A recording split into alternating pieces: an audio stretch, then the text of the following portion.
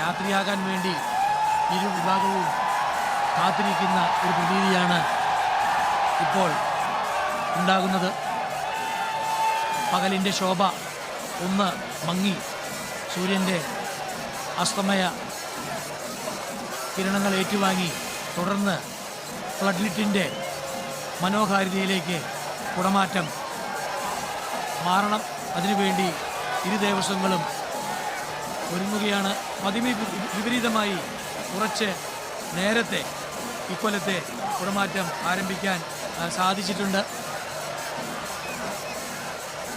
ഈ വർഷത്തെ തൃശ്ശൂർ പൂരത്തിൻ്റെ കൂടുതൽ ചിട്ടയായി നടക്കുന്നതിന് വേണ്ടി കൊണ്ടുവന്നിട്ടുള്ള നിയന്ത്രണങ്ങൾ കാരണം കുറച്ചുകൂടി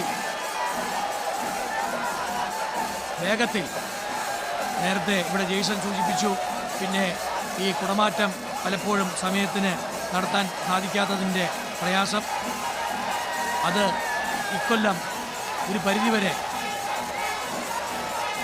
സമയത്തിന് നടത്തുന്നതിന് സാധിച്ചിട്ടുണ്ട്. പാറമേക്കാവ് ദേവസ്വത്തിൻ്റെ ആനച്ചമയങ്ങൾ ഒരുക്കുന്നത്, അഥവാ ആനച്ചമയങ്ങൾ മുക്കി ഒരുക്കുന്നത്, സ്വർണം മുക്കുന്നത് ജോബി ഒല്ലൂരാണ്.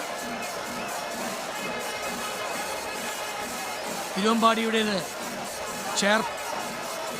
ചേർപ്പിൽ തന്നെയുള്ള മുക്കുമണി സംഘം, കുത്തോക്കാരൻ ജോസും ഡേവിസും എല്ലാം ചേർന്നാണ് തിരുവമ്പാടിയുടെ മുക്കുമണി ചെയ്യുന്നത്. ഇവർ ഈ മുക്കുമണി ആരംഭിച്ച് പതിറ്റാണ്ടുകൾ ആയിട്ടുണ്ട്. ഇവരുടെയെല്ലാം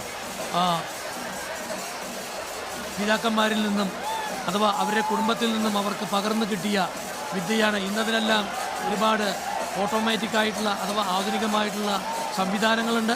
പക്ഷേ ഇതൊന്നും ഇല്ലാതിരുന്ന കാലത്ത് ഇവയെല്ലാം എത്രയോ സൂക്ഷ്മതയോടുകൂടി ഒരുക്കിയെടുത്തിരുന്നതാണ് ഈ ആനകളുടെ എല്ലാം അടയാഭരണങ്ങൾ.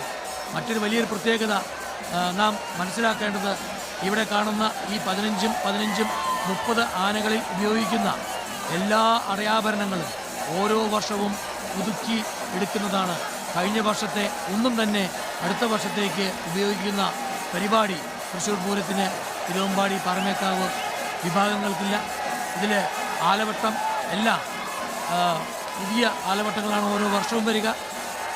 ചാമരം, യാക്കെന്ന് പറയുന്ന മൃഗത്തിൻ്റെ വാലിൽ നിന്നും എടുക്കുന്ന രോമത്തിൽ നിന്നാണ് ഈ വെൺചാമരം ഉണ്ടാക്കുന്നത്. അത് ഓരോ വർഷവും ആ ചാമരം അഴിച്ച് കഴുകി വീണ്ടും മെടഞ്ഞ് കെട്ടി എടുക്കുന്നതാണ് ഓരോ വർഷത്തെയും ചാമരങ്ങൾ. ഇതിൻ്റെ എല്ലാ ഭംഗി പൂർണ്ണമായും മനസ്സിലാക്കണമെങ്കിൽ അവ കൂടുതൽ അടുത്ത് ശ്രദ്ധിച്ചു കഴിഞ്ഞാൽ കുറേ കൂടി അതിൻ്റെ സൗന്ദര്യം നമുക്ക് കാണാനും അറിയാനും സാധിക്കും.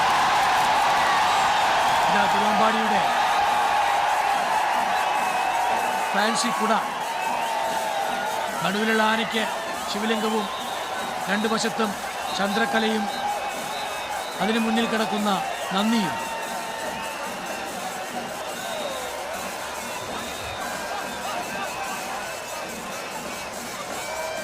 കുടമാറ്റങ്ങൾ നടക്കുന്ന പൂരങ്ങൾ മറ്റ് പലതുമുണ്ടെങ്കിലും ഈ ഒരു പ്രത്യേക സാഹചര്യം അഥവാ ഈ ഒരു പ്രത്യേക പ്രതലം, വടക്കുന്നാഥന് തെക്കേ ഗോപുരത്തിൻ്റെ പശ്ചാത്തലം, ഇത്രയും 15 ആനകൾ, ഇതിൻ്റെ എല്ലാം ഒരു ഭംഗി അത് തൃശ്ശൂർ പൂരത്തിന് മാത്രം ഉള്ളതാണെന്ന് പറയാതെ വയ്യ.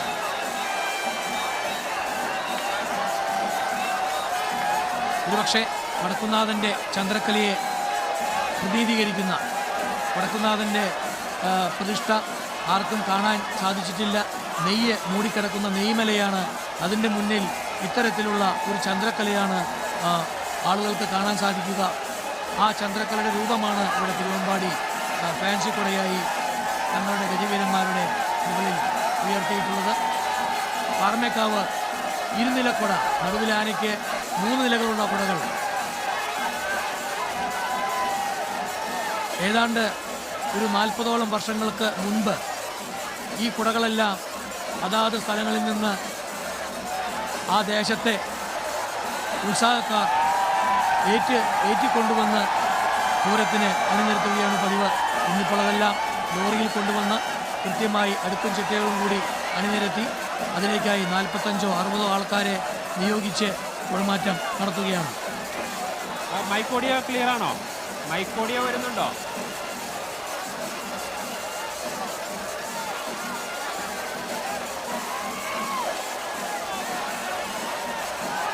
ജെയ്സൺ, ദീപക് അവിടെ നിന്ന് കൂടുതൽ ഭംഗിയായി ദൃക്സാക്ഷി വിവരണം നൽകാൻ സാധിക്കുന്നൊരു സാഹചര്യമുണ്ട്.